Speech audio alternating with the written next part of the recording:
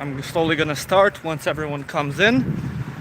Today, I'm deciding to show you where I'm from because a lot of people have been asking, have been wondering where exactly is it that I came, that I started my YouTube career, where I started talking shit about other countries, and I've decided to finally showcase you my Minecraft village in the flatlands. I hope everyone's on. I don't know if this thing's working, cause let me check the settings. Oh, here we go. We're good. All right, welcome. So I'll just wait until people come around and I'll show you. And today we're finally doing it horizontally instead of doing vertically, like we usually do, because we're not driving today. Hell yeah. So welcome to my hometown. We're gonna start our tour here in beautiful Kikinda. This is basically where I'm from, where I went to school, and where I lived a good chunk of my life, where my parents are from, grandparents, the whole 9 yards. Hello, welcome everyone. So, right over here, I don't know how well you can see it. There we go. So, this is the most famous and officially labeled prettiest street in Serbia. Here, I'll show you around real quick. This street is called General Drapšina, aka General Drapšin's Street. It is symbolic and known for these beautiful trees that go, well, around it and surround these pre-World War I houses. If you're an OG, I've made a video on Banat and I've showcased Kikinda and this street. But just so you know that I'm not full of shit, here you have this plaque saying the most beautiful street in Serbia. General Drapšin Street in 2015 was elected to be one of the most beautiful streets in the world. The architecture and design website declared the 22nd most beautiful street in the world.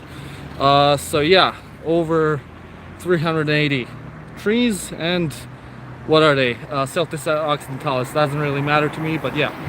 So we'll go down here and head towards the center.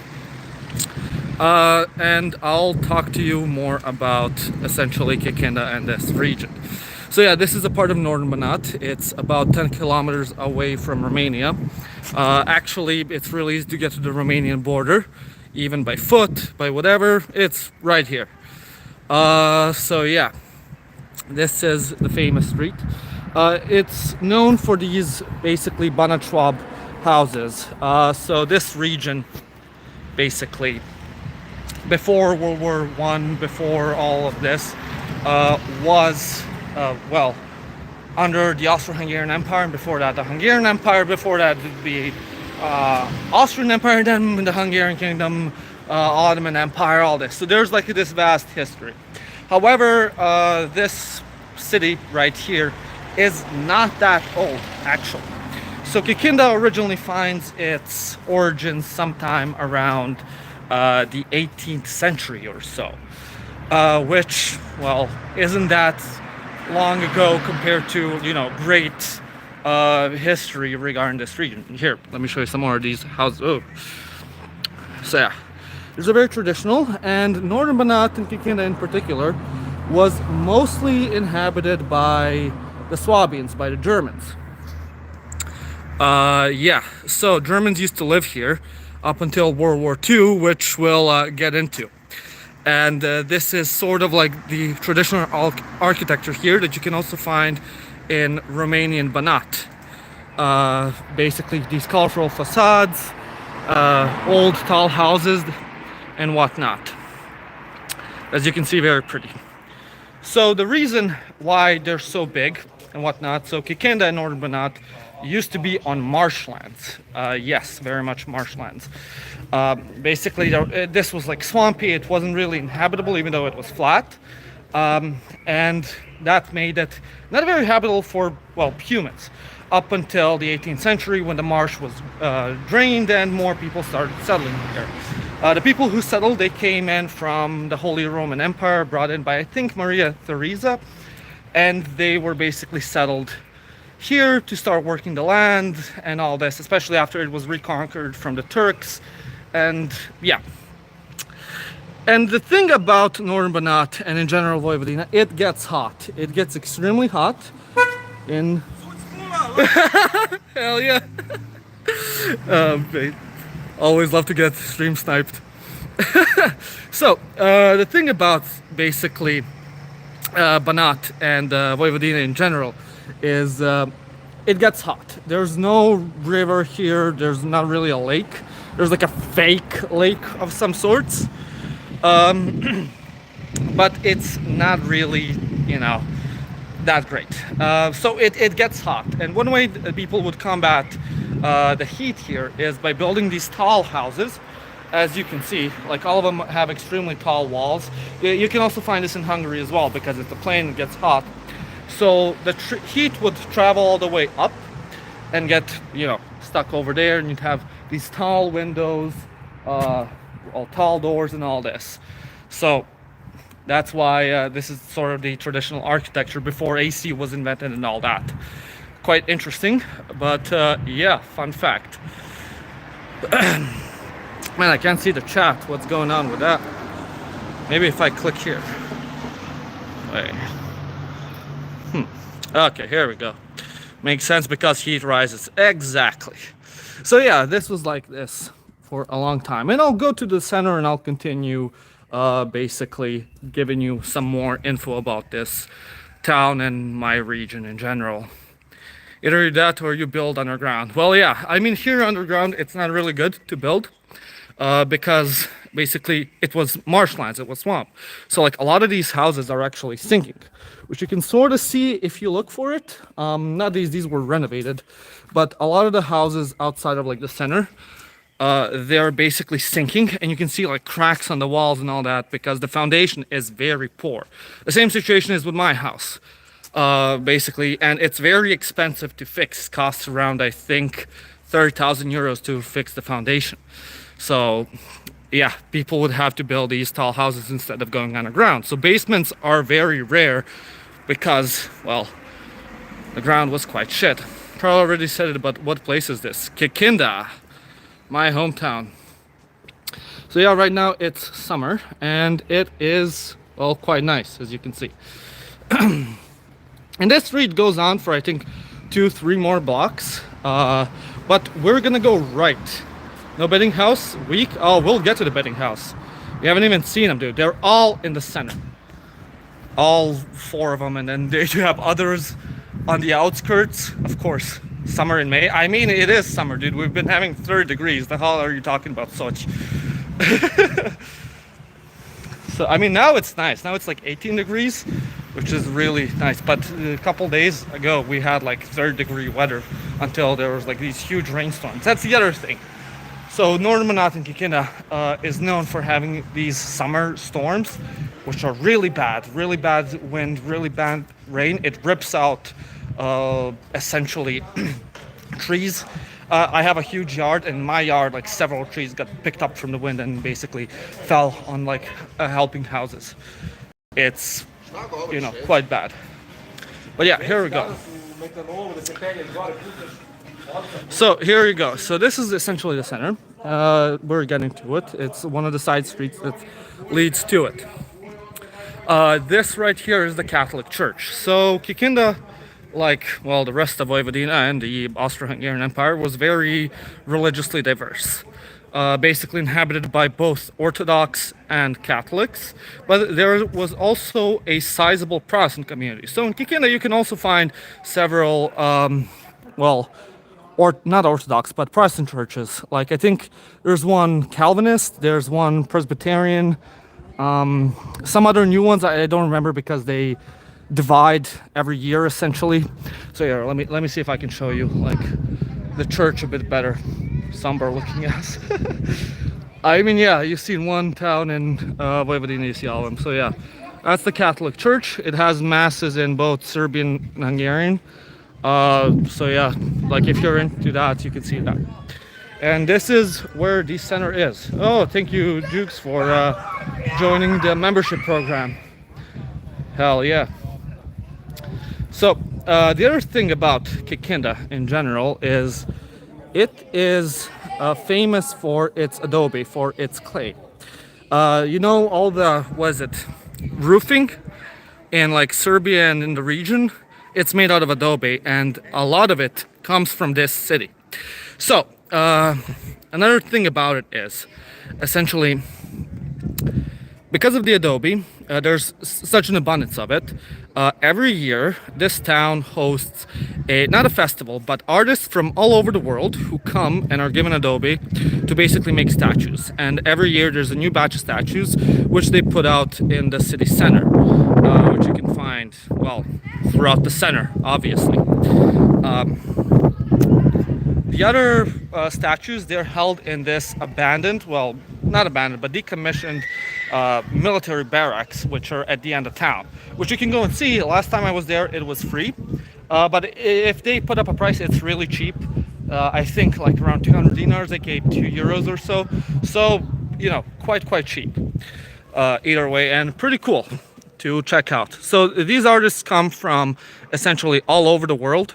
I'm talking about not just like all over the world, meaning the Balkans, but like actually China, the USA, Vietnam, Thailand, Germany, Denmark, all that. So there's quite a lot, you know, of people doing that. So right here is the National Theater, and right over there is the Orthodox Church. Is it copper? Why Egyptians don't know? It's not copper, it's Adobe. It's very different than copper. It's dirt, dirt bending essentially.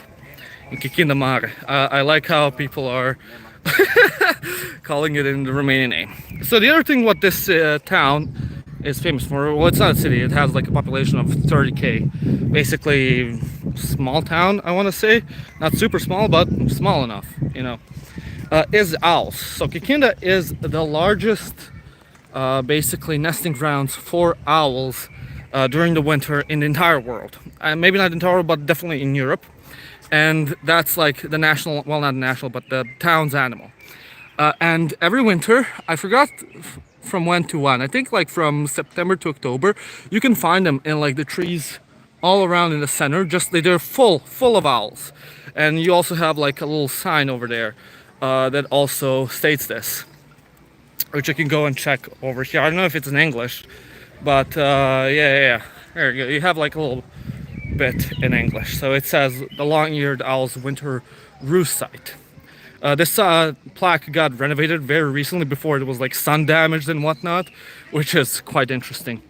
But yeah, that's essentially the main part. We'll get over there in a bit. I want to show you like some statues here and whatnot, which are kind of cool. Tell them about the coat of arms. Oh yeah, I'll get to the coat of arms. The coat of arms is peak. Just absolute Balkan shit ever. If you want to spoil it, look up Kikinda coat of arms on Google right now to have a giggle. Otherwise, I'll show it to you. It's peak stuff. But man, okay. So here we are. This is the World War II memorial. So during World War II, I'll talk about this more in depth a bit down the road, which is quite interesting. Essentially, northern Banat was under occupation of Nazi Germany, as you should know. Basically, Bachka, the three parts of Vojvodina, Srem, Banat, and Bachka, that consist of Vojvodina, were divided. Srem went to Croatia, Bachka went to Hungary, and Banat was taken over by the Germans. Because of the historic German population here, they were like, oh, this is historic land, blah, blah, blah, blah. So during that time, there was severe brutality done to both the Serbs and the Hungarians that lived here. Very nasty stuff that I'll show you. There's like remnants of it in the city center, which is very interesting. But yeah, so this is essentially commemorating that. Over there, there's another, here I can show you that real quick before I go back to the center. And I'll show you this. So over there, that is the gymnasium and economic high school. So they switch shifts. If you're not in Eastern Europe, I don't know if they do this outside of like Serbia, but in Serbia they'll switch shifts every week. So 1 week, one school is gonna go the first shift, and then the other one goes in the second. So like in the beginning, So like, let's say 1 week the gymnasium students, they go to school from like, I want to say 9 to like 5, not 5, but like something like that. And then they switch, so that like next week they go from like 2 or 1 p.m. or 2 p.m. until late at night. Well, evening, not late at night, while the economic students go like earlier. So they do that to kind of conserve space, essentially. So like 2 schools will be found in the same building. And this is the Hungarian school, Fejes Claro, or Fejes Claro. But yeah, this is another monument to like the victims of fascism, basically done during, well, the Yugoslav times. Uh, as you can see, well, quite old regarding like the works of it. So this is put essentially for the people who were killed. So yeah, that's that. Still very much taken care of. You know, people come, give their respects and all of that. Some, well, what is it? Brutalist architecture, well, style art that commemorates it. I don't really know what it's supposed to represent, but yeah, that's that. So yeah, and now we'll head towards again the center. I'll show you the museum, which is quite interesting, very, very interesting. Here, I'll switch it over to me while I walk so you can see my ugly face. What time is it? 5:20, dude. It's Central European time. Oh yeah, fuck. That ruins the concept of Central Europe because that's how they calculate time. So CET. I expect it to be a shithole, but it's very nice. Well, yeah, like the center is nice. I mean, outside the center, it's sort of a village because the houses are quite traditional. If they're not traditional, they kind of emulate it. There's one commie neighborhood. We can get there if you'd like. Say if you want to go to the commie neighborhood in chat, I'll show you that, which is known as like the drugs neighborhood, the hood. But it's not really the hood. People just like to call it like that. I like how everyone's writing in their own name. Yeah, okay, Kiki is my name. Well, there you go. Kikinda, essentially. I just got here. Where is this? This is Kikinda, dude. What shirt are you wearing? My ex merch. That's what I'm wearing. Representing Romania. Very cool. Wait, that's about 5:20 here in the Netherlands. Yeah, it's the same time as the Netherlands, dude. It's like Central European time. So, gonna ship the gym. I mean, I go to the gym. Well, I used to. I'm kind of like taking a pause right now because of my mental health. But I'll be getting back there very soon. I was there like 10 times. Well, there's the reason for it. Here's the statue. Well, the fountain, not a statue, but I'll show you. I'll show you some real cool stuff here. So the statue, well, the fountain, you know, celebrating family, traditional values, naked mom and dad holding up a naked baby. You'll see sometimes like kids and especially gypsy kids swim in this fountain, especially during the summer. I used to do it as well, quite fun. But yeah, that's the Orthodox church. It's, you know, typical Vojvodinian architecture for like an Orthodox church. Quite cool. And over there is like the rest of the center at the far, but I'll get to it. But what's really interesting, what Sochi wanted me to talk about, is the coat of arms, which you can see up over there. Wait, let me see if I can maybe zoom in. Hell yeah, so I can zoom in. So this is the coat of arms of Kikinda, which is a lion holding a severed Turkish head. Yes, that's right. Severed Turkish head, that's the official coat of arms of the town. And there's some meaning to it. So the lion holding up like that, the sword, that's actually, well, the coat of arms and the flag of Mammoth is represented by that lion. But what's different about the Kikinda one is it holds a severed Turkish head because, well, they fought the Ottomans for such a long time. Also, watch this. Watch this. Museum, cool car. Hell yeah. Okay, so this is the museum courtyard, which I'll talk about in a second. But yeah, they really hated the Turks.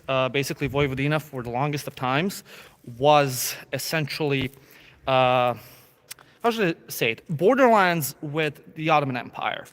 Yeah. So, Oh, the sun's over here in my eyes. Let me go in the shade. Much better. So, what happened was, for the history, that's really important to know about Vojvodina and how it got inhabited by Serbs, is so after the Ottoman Empire conquered Hungary, basically the region got depopulated because no one wanted to live under, the Muslim Ottomans. Who would? So a lot of the Hungarians, they basically fled up north to like the remnants of the Hungarian kingdom, what lasted from it. So it basically got severely depopulated. They put like Turk colonialists all over Vojvodina, especially Banat. And after, the Austrians kicked out the Ottomans from this region, then they repopulated again with Austrians, Hungarians, and Serbs. But the majority that came there were Serbs because, they were fleeing Ottoman persecution. So basically, they were allowed to settle in Vojvodina and Banat under the pretense that, okay, you stay here, you work the land, and you fight the Turks. So a lot of the warriors basically came here to a lot of the warriors from the Austro-Hungarian Empire grew up here and were severely anti-Turkish because, they fled the persecution, their families fled that decades before, and they really hate them. So that's the coat of arms. A severed Turkish head the lion holds. So, yeah.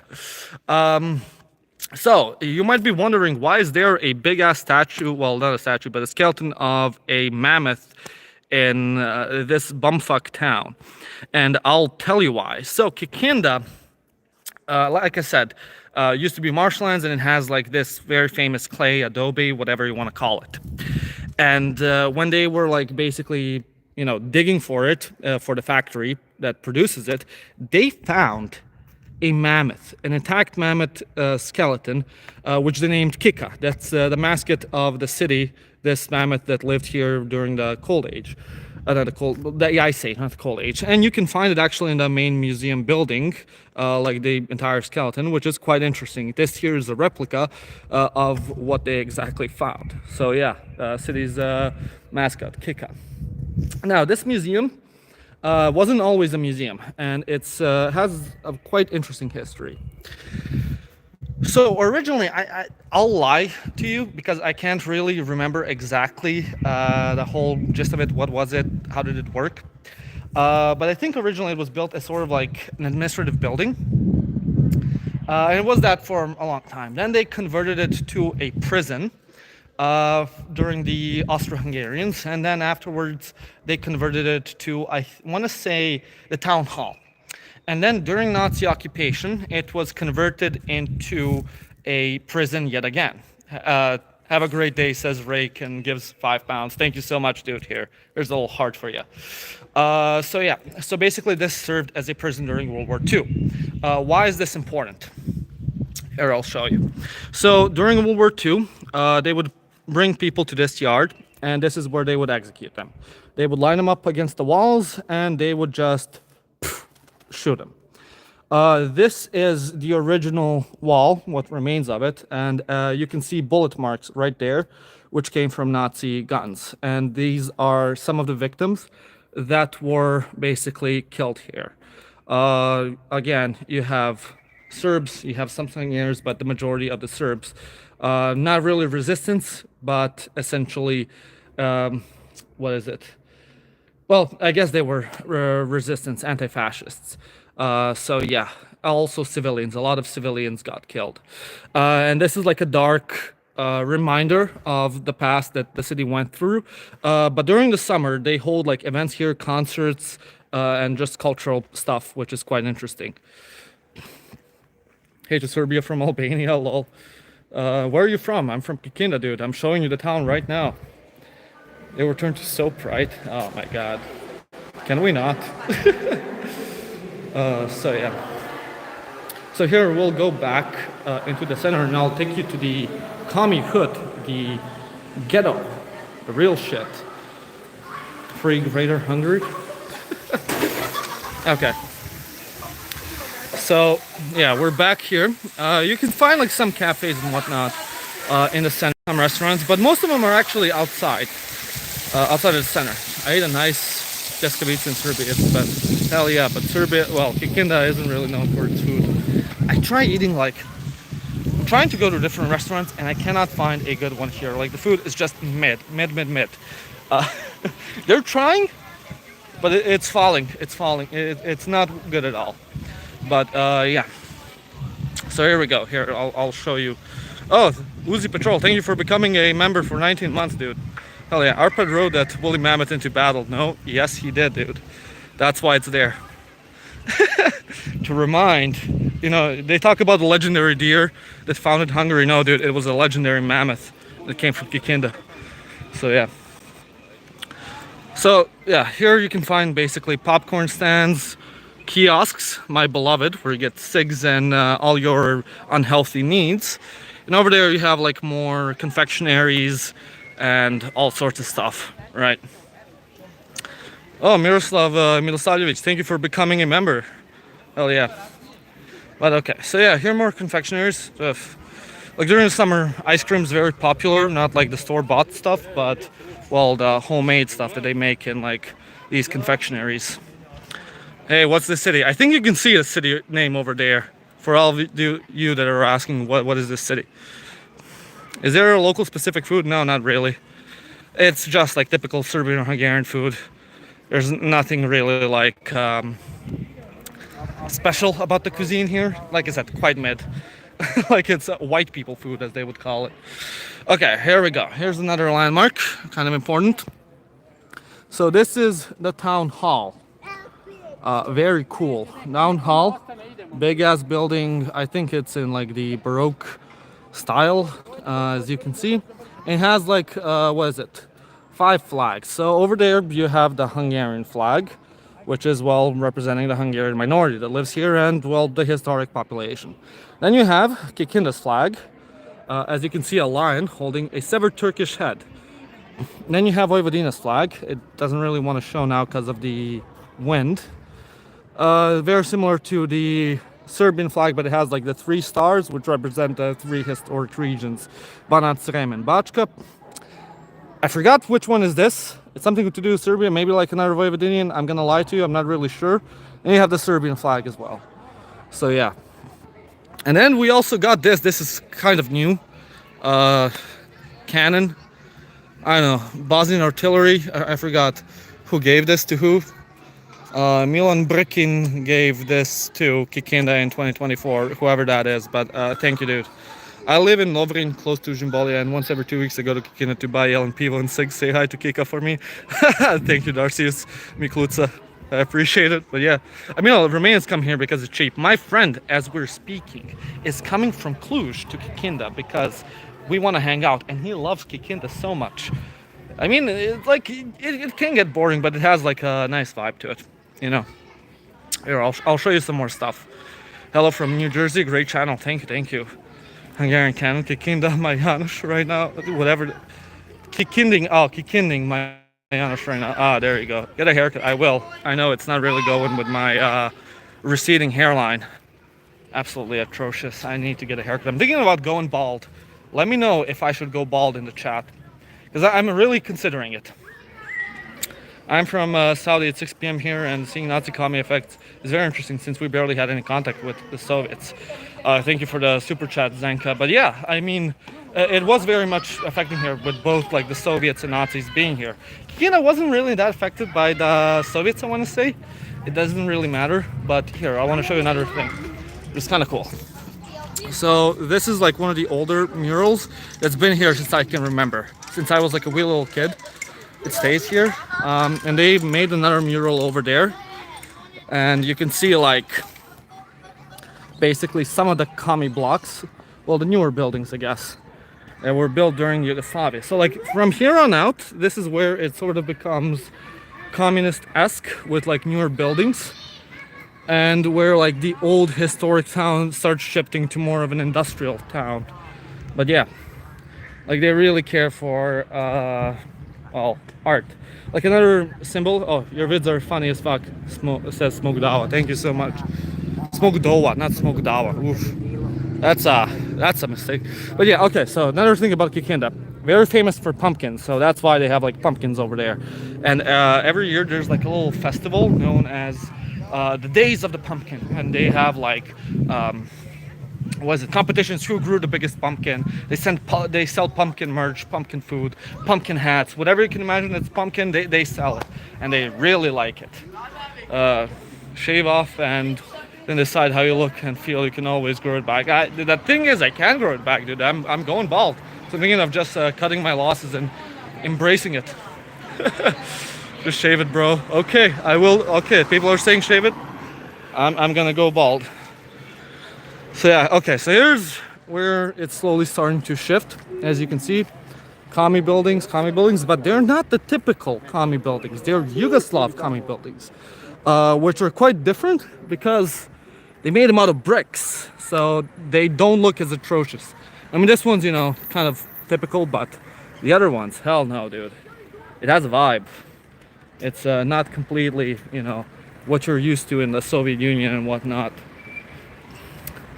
And yeah, so they also, you can see like the difference because this becomes like a wide boulevard, sort of, which is very typical of communist architecture and city planning. They would make these wide boulevards to kind of show like, oh yeah, we have big buildings, we're developing, we're strong, you know, fuck the West, whatnot, and also for like tanks to go down. So that's why like suddenly it shifts from, you know, like Austro-Hungarian architecture to like, oh, here we go, we're developed, we're civilized now. Like the decade, fuck the decadent West.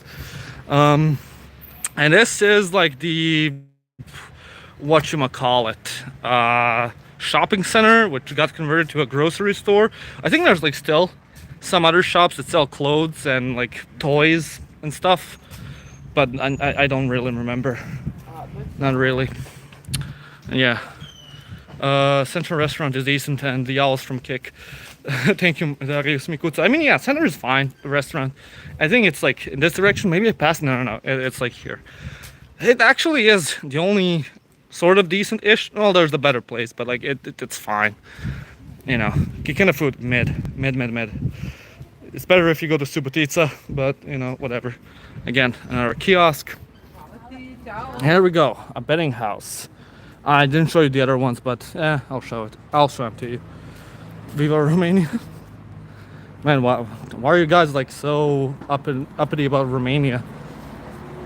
Listen, this city was only briefly under Romania, okay? Only like briefly. I checked if I can get Romanian citizenship just for like the couple of years that it was in Romania. I cannot. So you cannot claim Kikinda Mare for yourself. Not allowed. There isn't even a plaque in the Romanian language because there was no Romanians here. Would have been better if there were, but you know. Also, Can, thank you for becoming a member for 15 months. Goddamn, feels good to be back as your channel member. Had to pause for a couple of months because your content was trash. Check out was broke as fuck. Well, I'm glad that you improved your financial situation, dude. I'm glad you're back. I do notice all the channel members, and I do notice. So yeah, thank you for your support. Go Turkey, buy some hair, dude. I can't. I gotta watch out. Maybe I will eventually, but I think I'm gonna go with the bald look for a little bit. Just for a little bit. Try it out. You know, it's not like I'm dating anyone at the moment, so I can't have a woman tell me, oh no, dude, please don't shave your hair. I don't like bald people. Now I can be bald and proud of it. But yeah, here we go. Lidl. Okay, you want to know a funny story about Lidl? I bet you do. So, Lidl wasn't always in Serbia. It's relatively new. And it got opened, I want to say, like in 2018, 2019. I was living in Belgrade at the time when it opened. And it was one of the mass events. Like, it was in the news. Lidl is coming to Serbia, dude. Lidl is in Serbia. You know, everyone was like losing their shit. There were people camping outside to be the first in Lidl, in Belgrade, in every single town. And they were like running some dirt cheap promotions where you could get like chicken for, I don't even know how little money. And people would buy, like the boomers would buy this chicken and then go to the market, like the farmer's market, and then sell that chicken for a profit, for like the market price. Like people lost their shit over Lidl. It was really interesting to see. But yeah, Roasted Twin is blood single. Almost a month now. So yeah.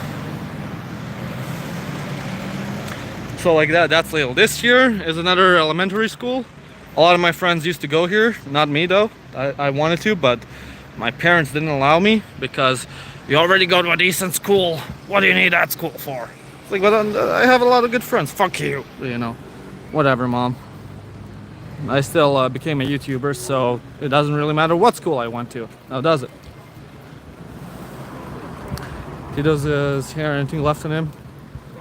So yeah, only thing good about Lidl is bakery section. I mean, it's cheap, dude. Like when I was really broke, I used to shop at Lidl. The prices are great. You know, I had a debate a couple of days ago with one of my friends, like, how good is the quality in Lidl? Yes, we like debate about the quality of grocery shops. And I was team Lidl. He was like, oh, it doesn't matter. You know, it's all slop either way. And I was like, fuck no. You cannot insult my Lidl. Kaufland is best. To be fair, I am team Kaufland now.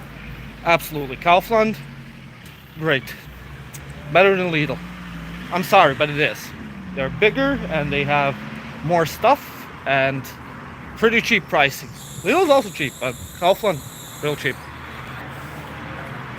You know, you turn into a grown-up. Yeah, I did. Okay, here's another building. This is like the technical school, and there is like the university or upper school for like, what's it called? Kindergarten teachers. So yeah, Kikinda technically has a university. It's over there. Maybe you can see it. Yeah, we'll try to visit Kikinda while traveling to the Trumpet Festival in Gucha. And yes to bald. Thank you, BMKMM. But yeah, thank you for the super chat as well. But yeah, see, over there, I think that's where the university is. This is like the technical school, and also the chemistry school, whatever the hell you want to call it, is there as well. So yeah, that's that. So yeah, I mean, people go there if they can't really go to another town. Like, fuck it, I'll just become a kindergarten teacher. That's what's available. So Kikinda has an excess of kindergarten teachers because they have a university here for it. So yeah, the more you know. Kikinda is girls okay, right? Kikinda is completely okay. I mean, yeah, it's fine. The main problem with this city, I'll get more into it as we get to the ghetto, because it plays an important story.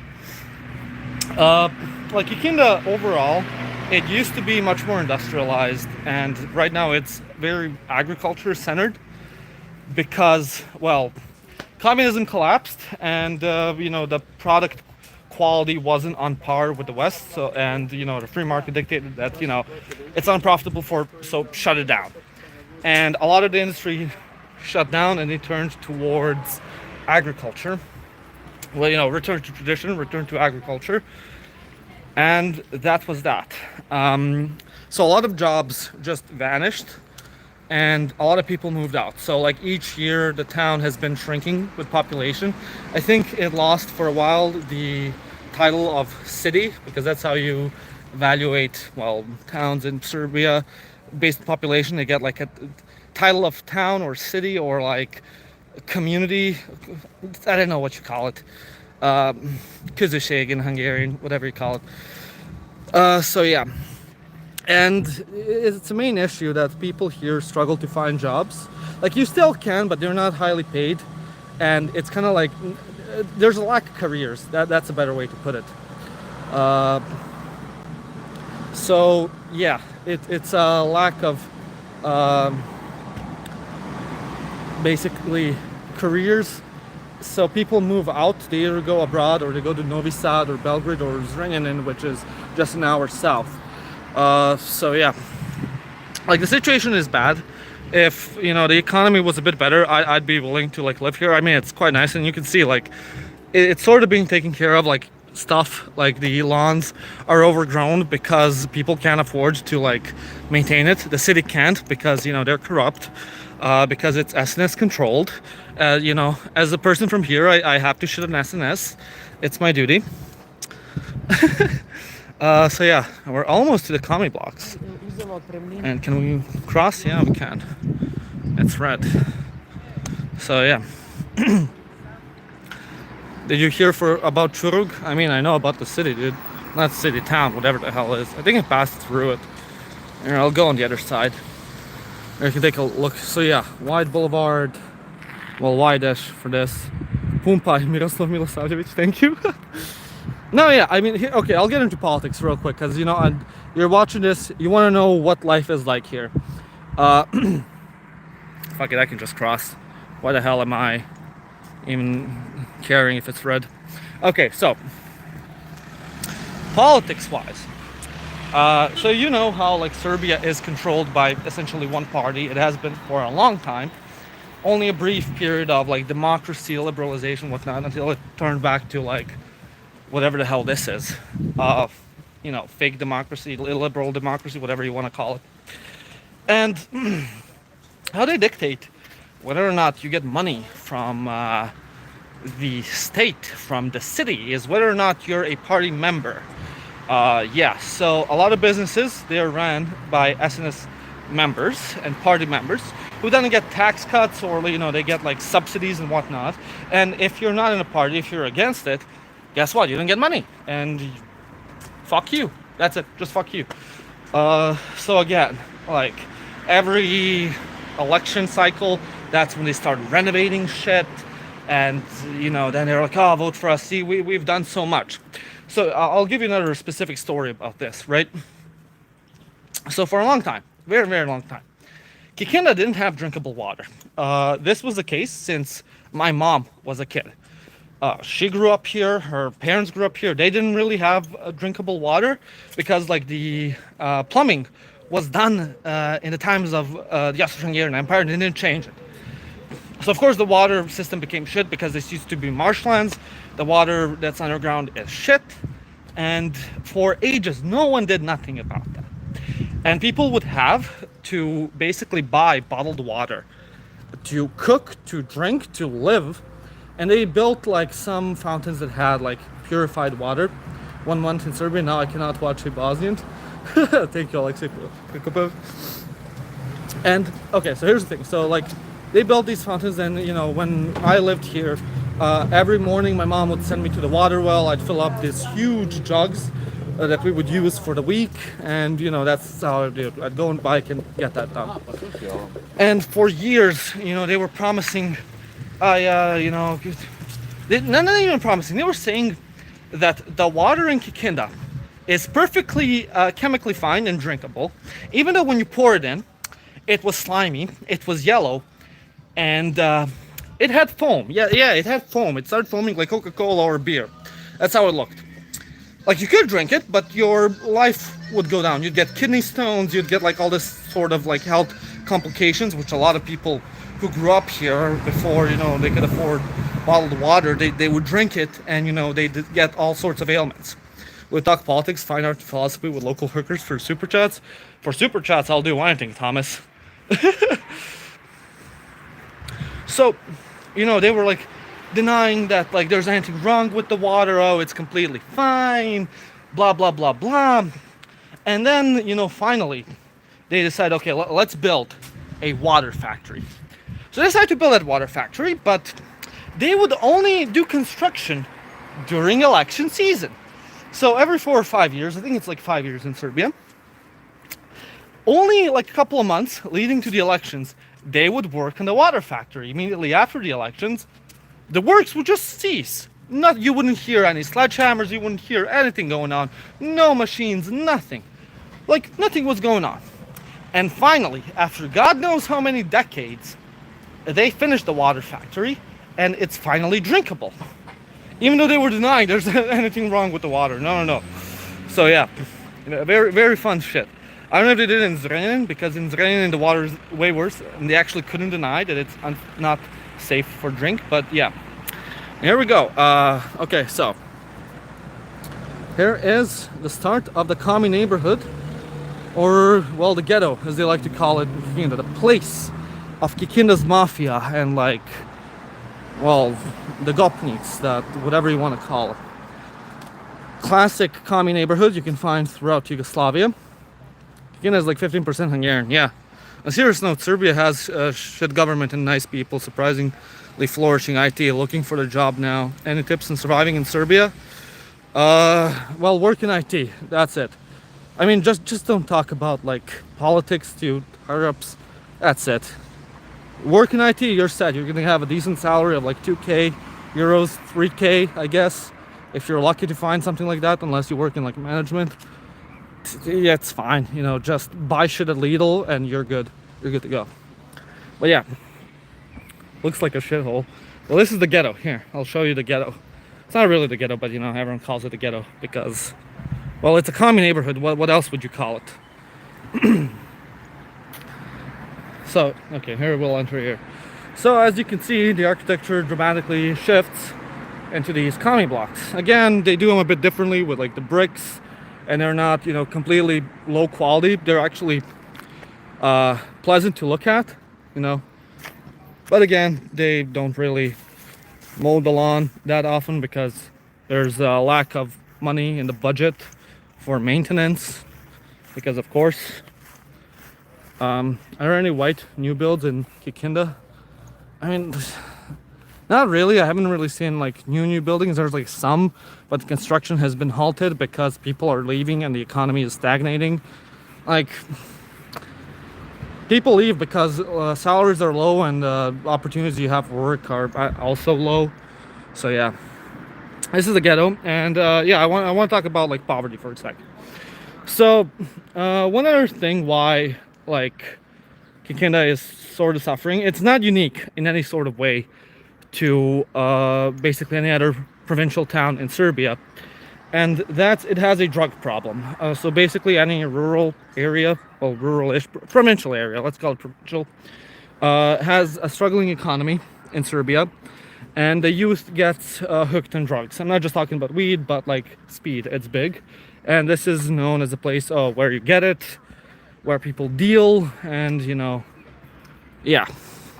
So like it's genuinely an issue, and it's like strangling the youth of Serbia and of like the provincial population especially. Of course, you have that going on in Belgrade and Novi Sad, which can be expected. They have like the highest rates, but per capita, the provincial towns struggle the most because again, people don't have jobs. They don't really have like prospects on careers. So what do they turn to? Drugs.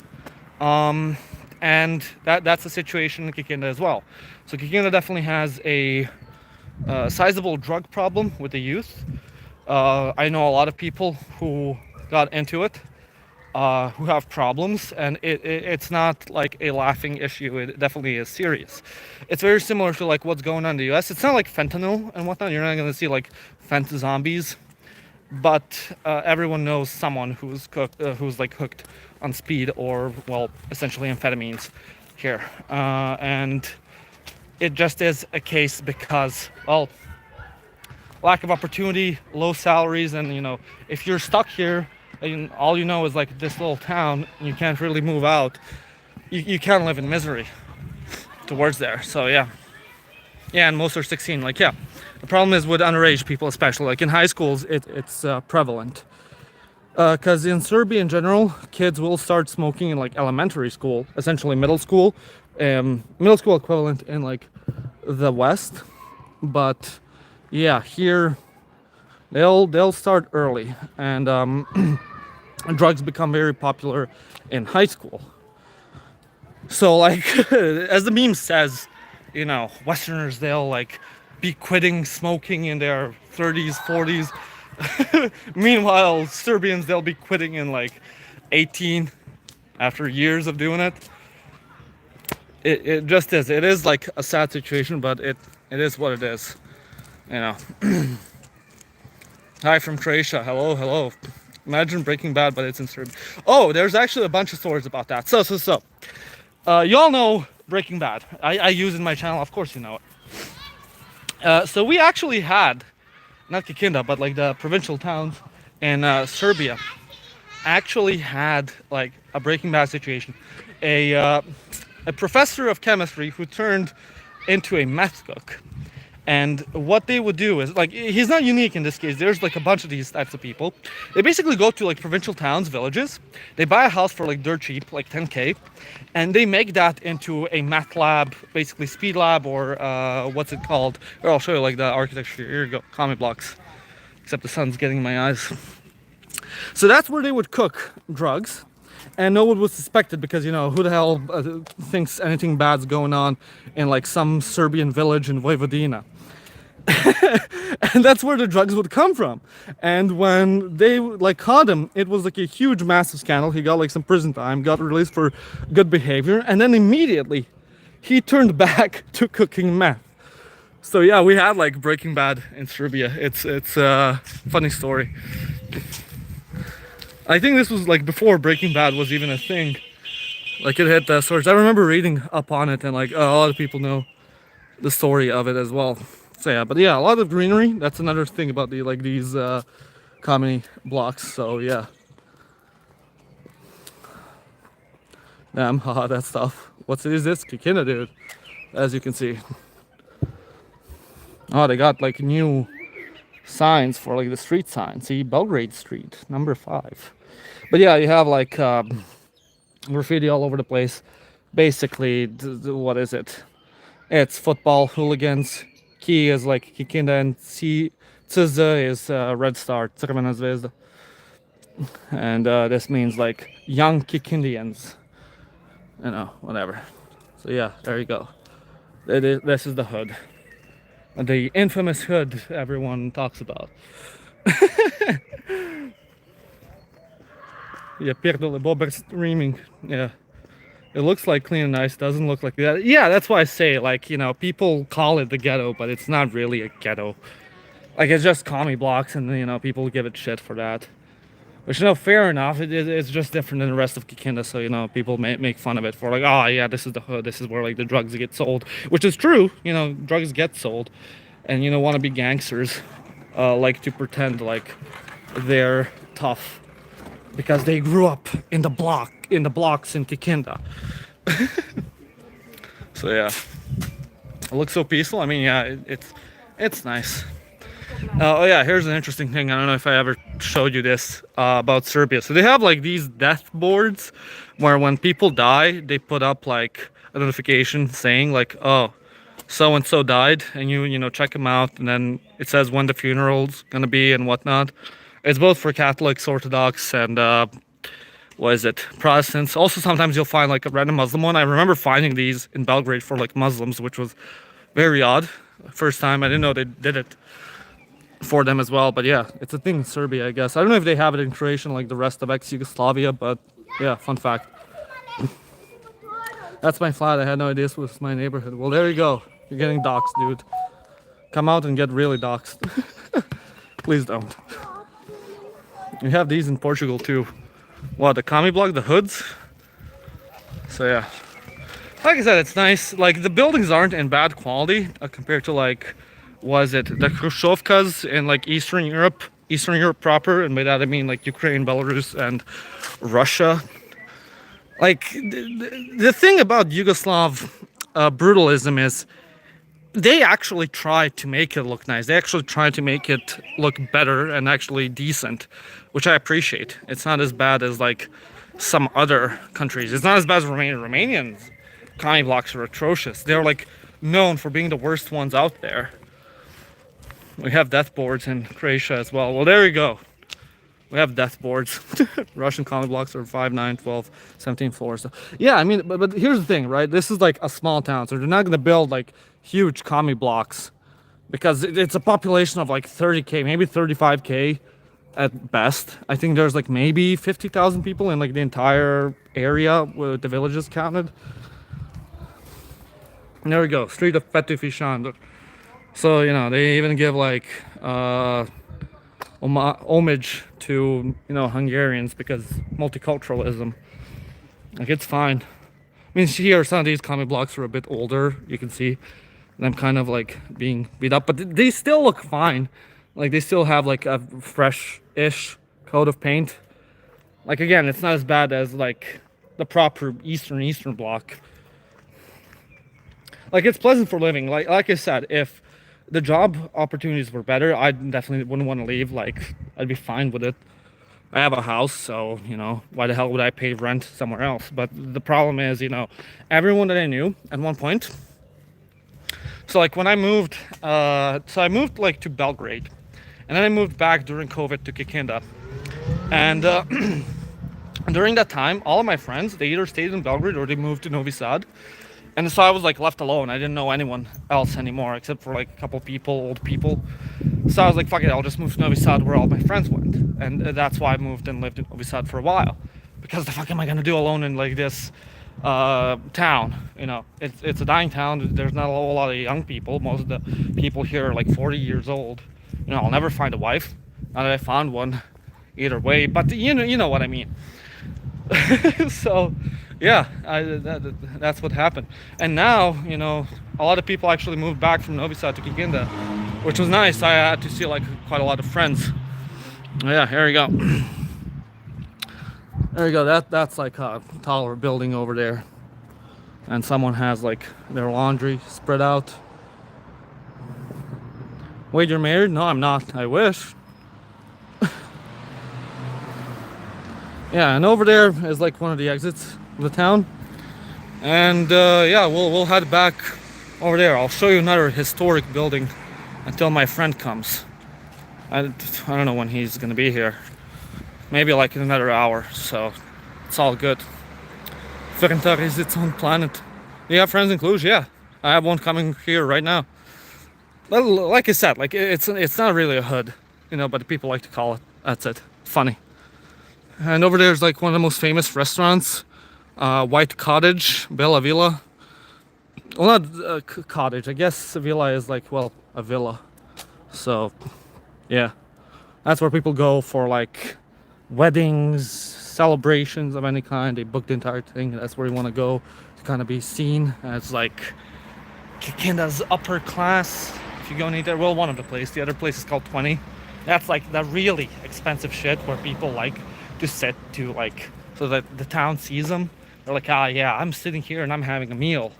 Brokey. By the end of the day, you still live in Kikinda, so how rich can you really be?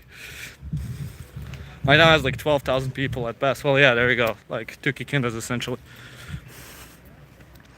Looks better than Romanian towns. Thank you, Mind Sound. Yeah, like one time when I brought my Romanian friends from Cluj here, they were really shocked about how nice Kikinda looks, because like towns in Romania that are similar size, they're like falling apart. So they were like, God damn, like towns in Serbia, they still have life, even though they're small and impoverished, but people are still outside. They're still like having parties and whatnot. Meanwhile, like Romanian small towns are just ghost towns. No one's there, nothing. So people still try and make it work, which is quite interesting and good on them.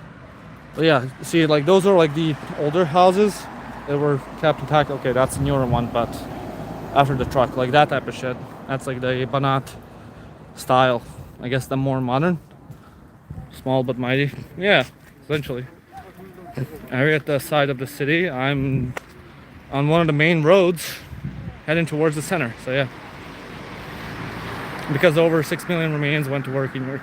I mean, yeah, that too. Like Romania has a severe brain drain. And, you know, they have the option to basically leave to the EU, no problem. Serbs have to like fuck around with visas and whatnot. So I guess that also plays a role. But again, you still have a lot of Serbs that get those worker visas and they go to Germany, they go to Austria. Like everyone here has some sort of family member or someone they know that lived abroad. Shit, I lived abroad, you know, because of economic prospects. When it's bad, dude. What is the religious life like there? Thank you for the super chat. So religious life, well, what's your name? Uzi Patrol. Yeah, thank you, Uzi Patrol. So religious life, like I said, like there's this misconception by a lot of Westerners, especially the ones that are like, oh yeah, Russia, yeah, Serbia, you know, fuck the EU, fuck the wokies, whatnot. That like this part of the world is very religious. Like technically it is sort of, not really. Like people stay more towards tradition. They don't really go to church super often. They don't really take like religion super seriously. Like the evangelicals in the US, the average US person, I would argue, is much more religious than the average Serb. Like here, people will do, you know, religious ceremonies like the Slava, which is Satan's Day. They'll go to church for Easter, Christmas, whatever the hell. But for like typical stuff, not really.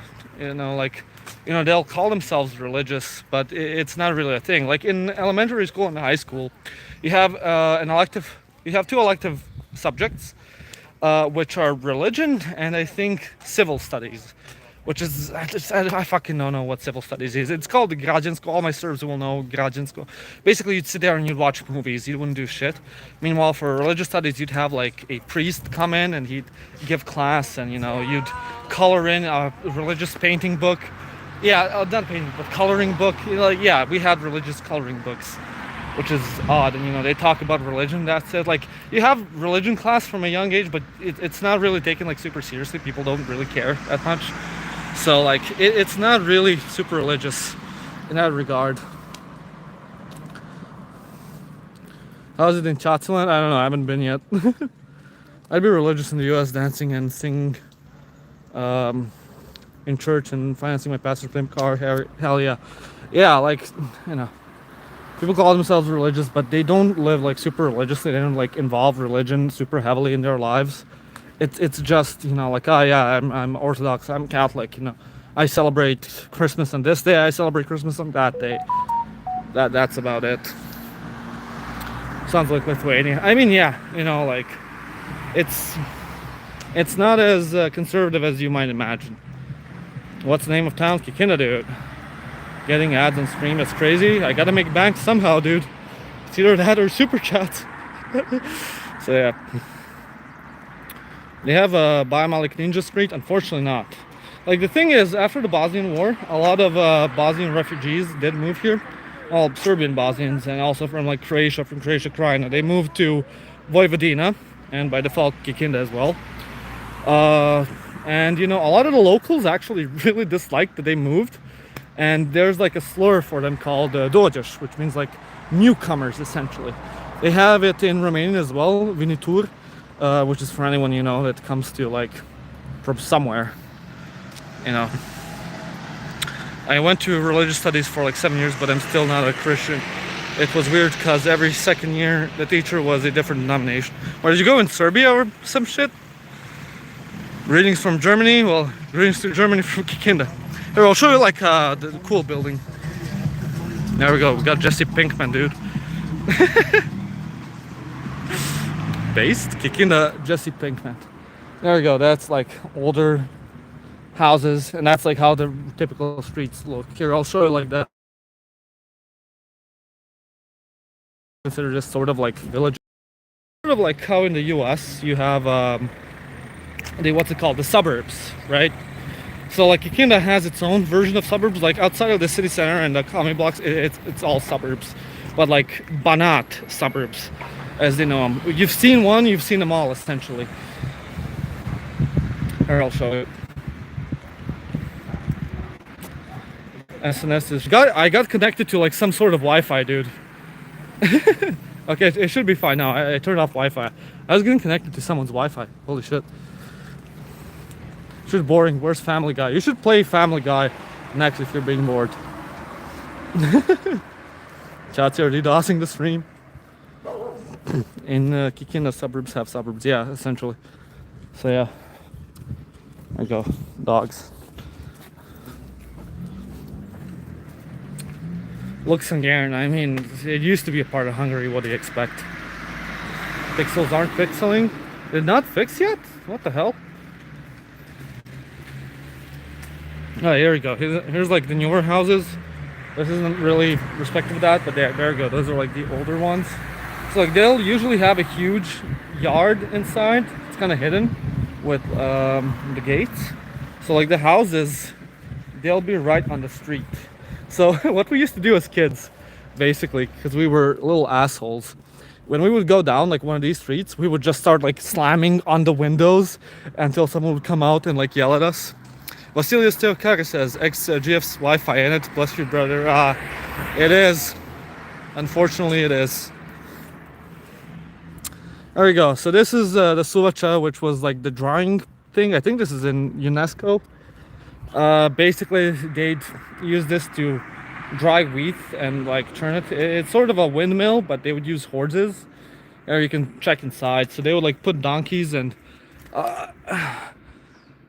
in their donkeys and horses, and they would like turn the wheel, and it would what's the word, grind grain and corn and whatnot. So yeah, it's no longer in use, so it's sort of like a cultural heritage thing right now. But yeah, agricultural thing. So yeah, there you go.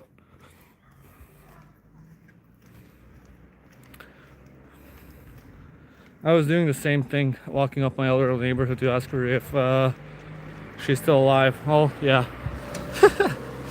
And it's funny that I got connected to someone's Wi-Fi. I don't know whose. Maybe the gas station. I only have one ex from Kikinda, and she lives like on the whole other end of town.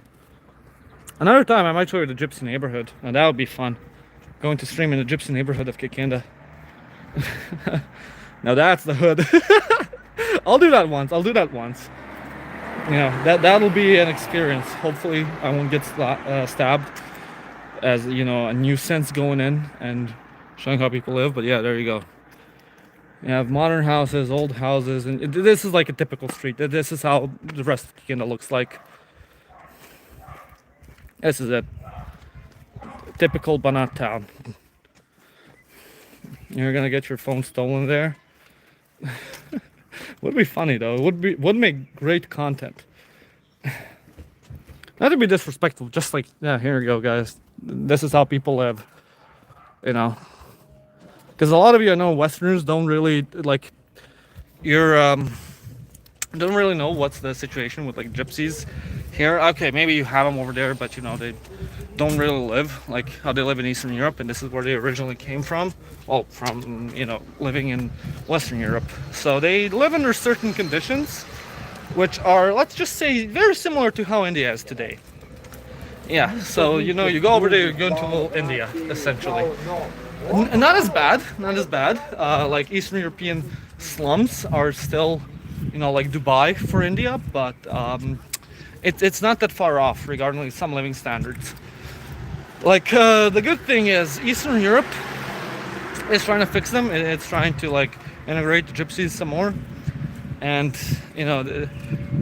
they've been getting criticism for the way they live for a long time, and their actual efforts for integration, especially in Romania. In Serbia they have them as well, but it's not been as successful, but there has been success. I was gonna do a video on basically one of the biggest slums, gypsy slums in Belgrade, and I hit up one of the what do you call it, like NGO members who works for it, and I asked him, oh hey, would it be possible if I could get in contact with someone who has like a contact over there, so that I'm not being disrespectful, I get like someone who I can interview, someone who can introduce me, because they're not very fond of Gajo, like they're foreigners. And I asked him, and he said, well, that thing has been shut down, like people were given money and they were resettled in other places, and that place was, well, gentrified. It's no longer there. It's a solved issue. So I was like, okay, well, good to know. Like 5,000 people lived in that place, and they were given houses and whatnot. So problem solved. So yeah, that's it. Oh yeah, there you go. I'll show you some more. Greetings from Poland, dear Serbian brother. I once saw your video about why you should learn Romanian or something like that. A lot of the stuff in that video I relate. Well, glad you do. And yeah, there you go. I see abandoned houses. Not like that's like an abandoned one, or graffiti and whatnot. Older ones. These are the ditches for rain because, like I said, it rains a lot, and so it prevents flooding. And yeah, this is my town. It's fuck all to do, but it's something. It's there. This is where I grew up. This is it. Oh shit! I got a super chat. Thomas Smith says, "My concern living in Serbia as a digital nomad is armed conflict. What is the risk of getting stuck in one as an unaligned civilian?"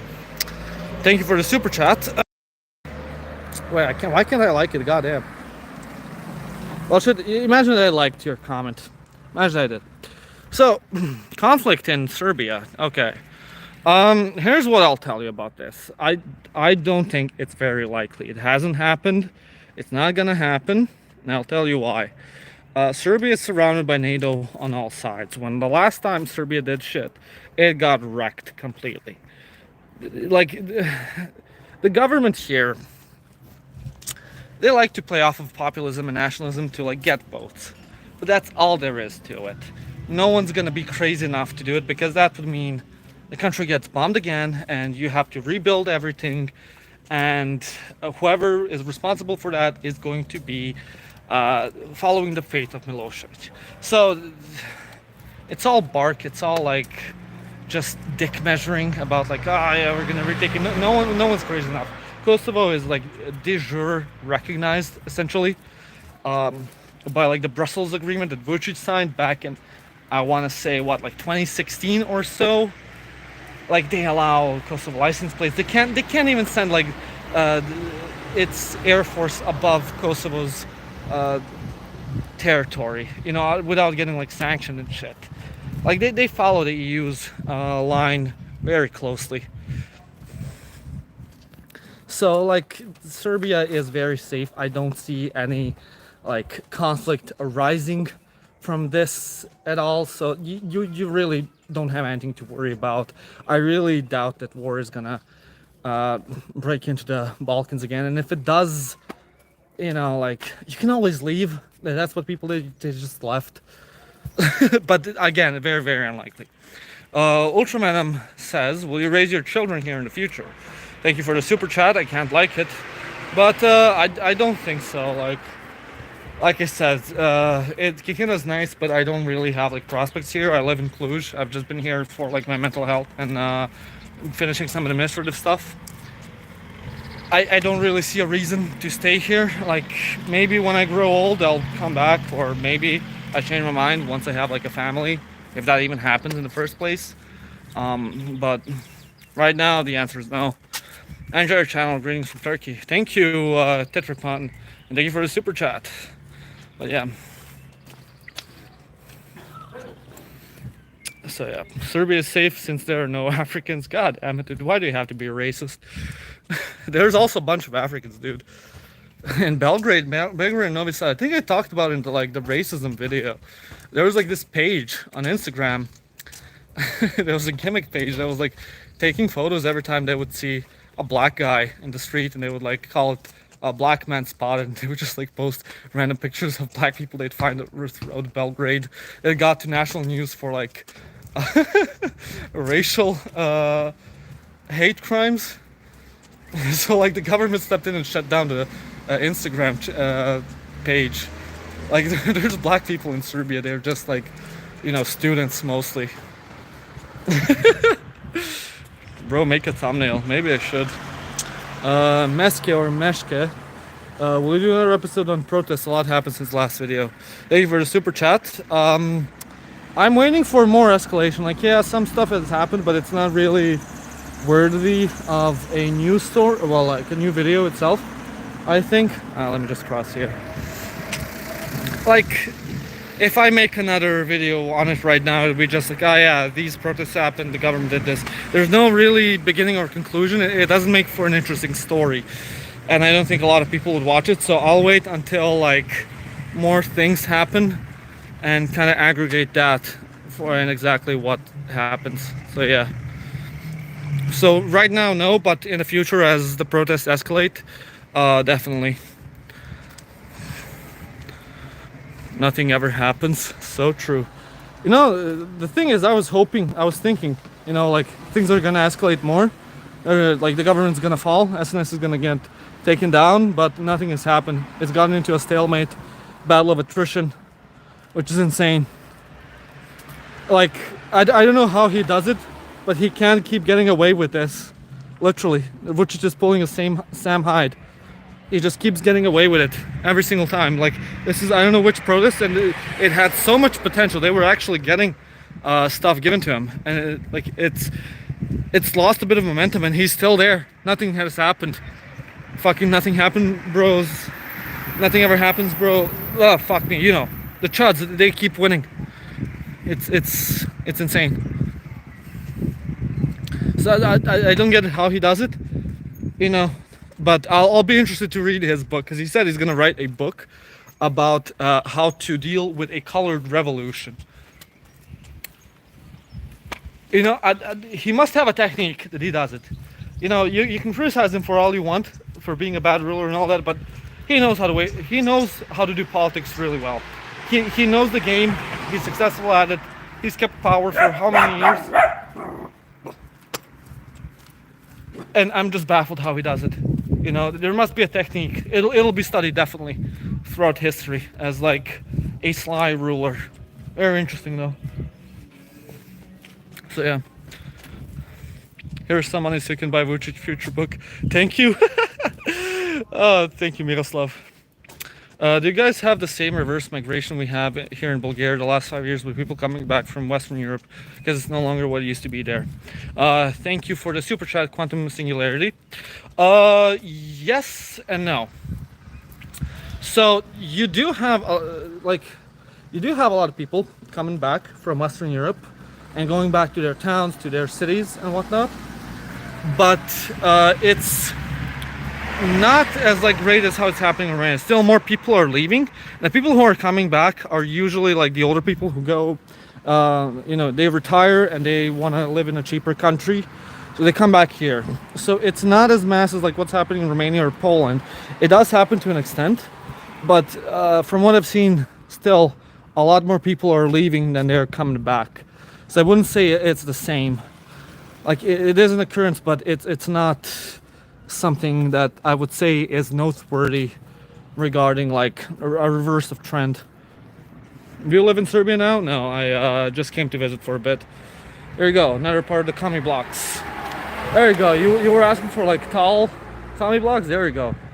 How many floors is that? That's like 1, 2, 3, 4, 5, 6, 7, 8, 9. There you go.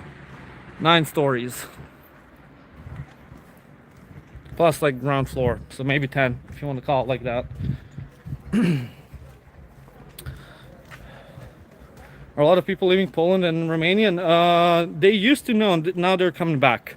That's what's happening. A lot of like the UK is having a lot of Poles come back into Poland, and the same is happening in Romania. They're coming back from Spain, Italy and whatnot, and quite sizable numbers, which is a reversal of what's been going on. There you go. More commie blocks, older ones. There you go. That's like some older streets over here. It's not happening. Nothing ever happens. Is that a good thing? I mean, it's a great thing because people are getting back, well, not people, but like countries are getting back population, and the more people that come, especially now that they're coming with Western capital, they're able to invest and basically grow the economy. So it's a positive thing that's going on, and that's what we want in Eastern Europe. We need people to come back from the West. You know, how long have you been living in Romania for? I think like 2.5 years. Yeah, 2.5 years. Do you like Euro or Serbian money more? Serbian money, dude. Serbian money is shit. Like, it's so unstable. It's only been stable recently, and it's still inflated as fuck. I mean, it's not as bad as Hungary. The forint is total garbage. But you know, like Euro beats everything, I guess. So do you know any Romanian? Yeah, I know enough to like get around, enough to talk to my neighbors in Romanian. Embrace pre-industrial culture. Well, here you go, industrial culture. Hell yeah. Real commie blocks. See, these are like the traditional ones, and these are like the, well, I guess, I don't know, Hrushevkas. Will you upload the stream? I mean, the stream is gonna stay up, so you can always visit it back. So yeah. More God's chosen people, Serbian, bad choice, or Romanian, good guys? The Hungarians. It literally, like in the anthem, it says, God bless the Hungarians. So, does that say in the Romanian anthem? I don't think so. I think we have a very obvious choice there. Those are really nice as long as Khrushchevkas go. I mean, yeah, like I said, it's a Yugoslav style, so. Top 3 Serbian cities outside of Serbia: Chicago, Vienna, and The Hague. That's a good one. Good one. You should do a Balkan road trip, spending 4 to 5 days in each country, visiting the most popular and most historic cities. I will. When the summer comes, so I'm planning to do more streams, definitely more travel streams. So next week, well, you're gonna get one tomorrow or on Sunday, and then you're gonna get some more streams next week. So you're getting streams, and you're gonna get more travel stuff, like on the ground and whatnot. So I would really appreciate it if you would like give a donation here, because you know that's the main way I can make these streams viable. So yeah. And here I'll show you some more stuff here. How am I with time? I think I should get going back. So I'll head to the center and I'm gonna end the stream. So if you have anything to say, any more questions, ask them right now, because we're gonna be ending very soon. You intend to stay in Romania or move somewhere? Mab, thank you for the super chat. As of right now, I'm planning to stay in Romania. I don't see myself going anywhere else. But maybe in the future that'll change. But I like it enough that I don't really want to move. Unless my financial situation changes, then I might be forced to. But right now, I'm quite content in Cluj. Then we get to meet your friend. You'll meet him tomorrow, because we're gonna stream together. You've already seen him on one stream. If you can guess who he is, you're a real OG. So yeah. Did you vote? I can't vote in Romania. I'm not a citizen, man. Come to Japan. Been 2 times. Maybe next time I'll stream. Who knows? Looks like a clean city. Yeah, it's fine. Quite decent. No, it's none of the fuckers. Fuckers lives in the EU now. Yeah, we're outside of the EU. Hell yeah. If you have EU citizenship, is that you can go freely go to Romania and Hungary? Yeah, I can go to any European country freely. That's the benefit of being EU. So yeah, I'm coming to the city center. Well, you can come, but I'm leaving. So yeah. All right, guys. I hope you enjoyed this stream. If you did, please remember to leave a like, and I'll see you tomorrow or on Sunday for the next stream. We're gonna do a long one. We will be driving. Well, tomorrow we'll be driving, and we'll be going somewhere interesting. I think I have to convince my friend. And then next week we're gonna do 2 streams. We're gonna go to essentially Niš, so it's gonna be a road trip stream, and then we're gonna do a stream in Niš. So I'll show you the city over there. So yeah. Thank you all for watching, and I'll see you next time.